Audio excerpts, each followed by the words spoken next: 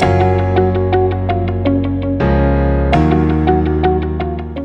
everybody, my name is Jonathan Stark and I'm standing here in Uganda at a very special project. It's called the Kafunjo Community Project. And when Bruno contacted me about 5 years ago, we didn't have a school at all. We just had an idea and we had some very poor children.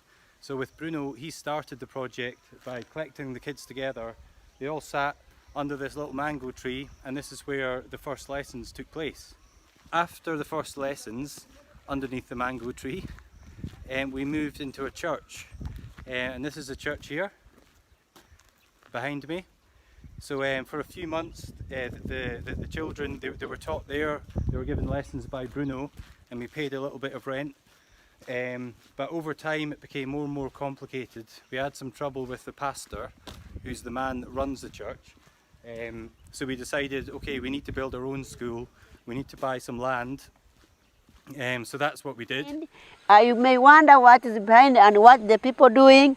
That is St. Anamesa School building, which is on the construction, but hopefully soon it will be done and the kids will have a space and a room where to study from. Now over time, over the next 4 or 5 years, we did more and more fundraising, and then over time we were able to build more buildings and invite more children.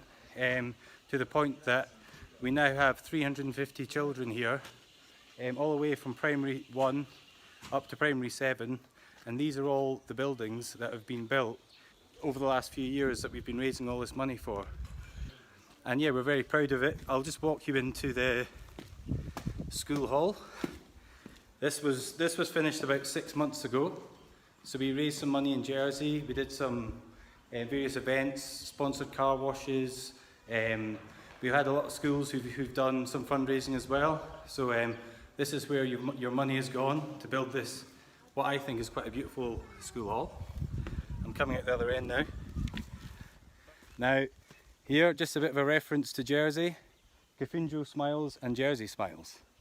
So the island of Jersey and the schools of Jersey really are a big part of Kafunjo.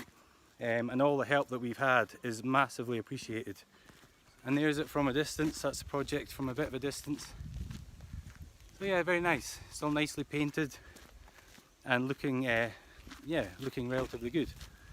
This bit that we're just about to see, we fundraised for it in 2018. There's, out of the 350 kids who stay at the school, about 140 of them stay at the orphanage. From what used to be quite a miserable place, you know, quite a sad place, it's become a happy place, really. And here we're going to meet some kids at the orphanage. So here we go. Hiya. There's quite a few. I think today we've got about 300 children at school. And we also have the dog.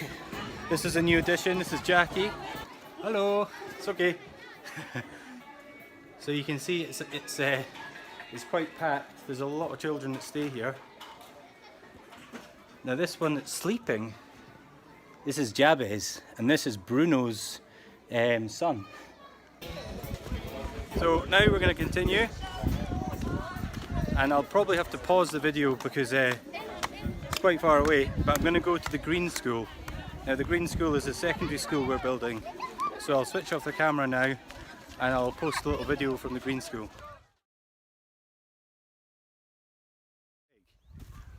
So this is the site where we're going to build the Green School.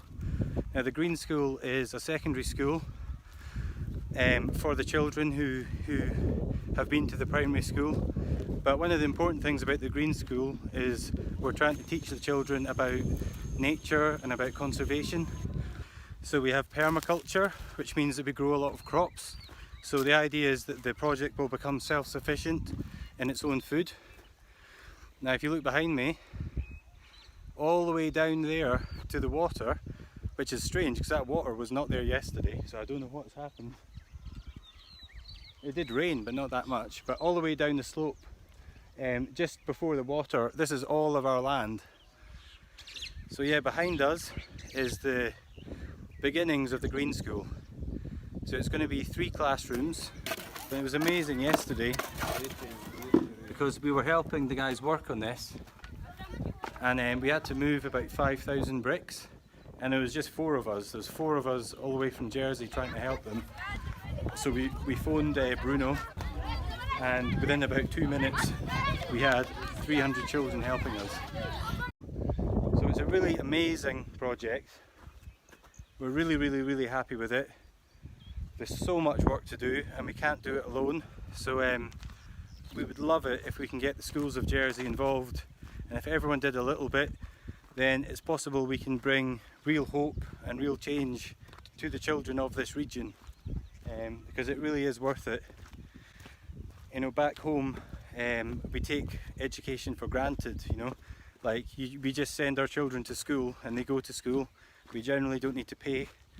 In Uganda it's not as easy as that. If you want a secondary school and you're in the situation that these kids are here in Kafunjo, then they need to really help, and we need to help them, because it's every child deserves opportunities. And with Kafunjo, our slogan is potential needs opportunity, and that's exactly it. All these kids have the potential to be somebody.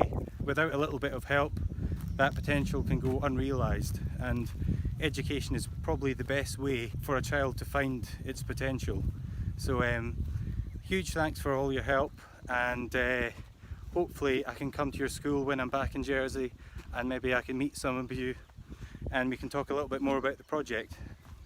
Okay, so greetings from Uganda, and hopefully see you in a few weeks.